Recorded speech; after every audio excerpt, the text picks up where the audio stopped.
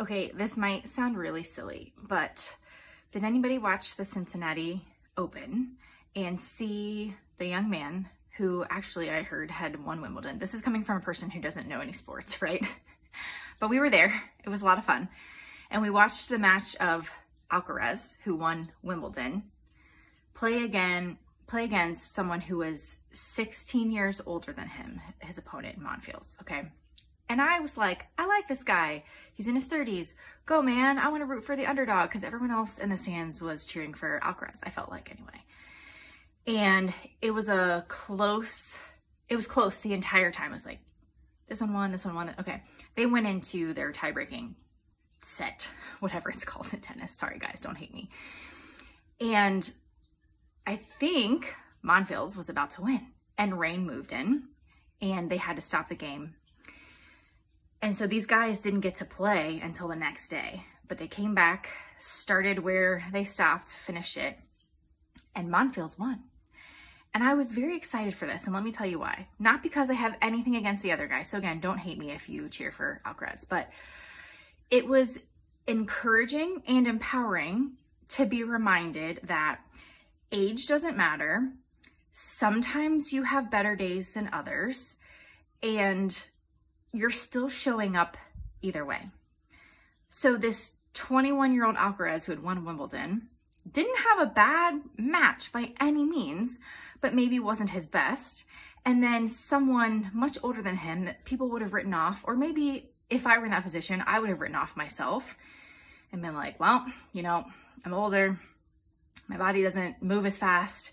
And even today, I took a run, and it was faster than it has been, but I can't go past 3 miles at the moment. I'm not training for anything. I've been being more mindful of strength training and giving my body rest.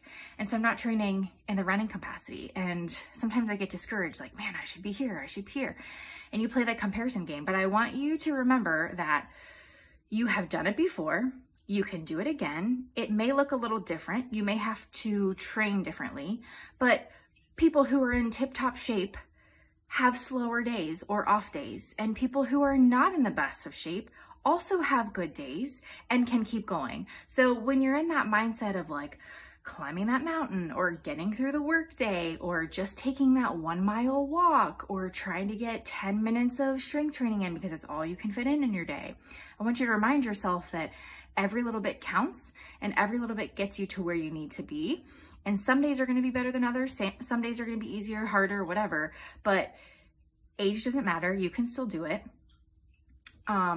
Mind over matter, really. It's all mental. Your body will surprise you and do things that you didn't know were possible if you listen to it, treat it well, train for a marathon, right? Like a lifestyle, not literally training for a marathon, but you're training for life. So you don't have to be perfect right now in this moment. It's not a sprint. Training for all of life, and every day is going to look different. And so I just wanted to remind you of that I wanted to cheer for the underdog for those reasons. And as I was running this morning, be like, man, I should be running more than just 3 miles at a time. But I thought of this match and I was like, anybody can do anything. Everyone has better days than others. I just got to keep going, because as long as you keep moving, you're still doing it. You're still making progress. It's consistency over perfection, right? I don't know. I just had to share that today. Okay.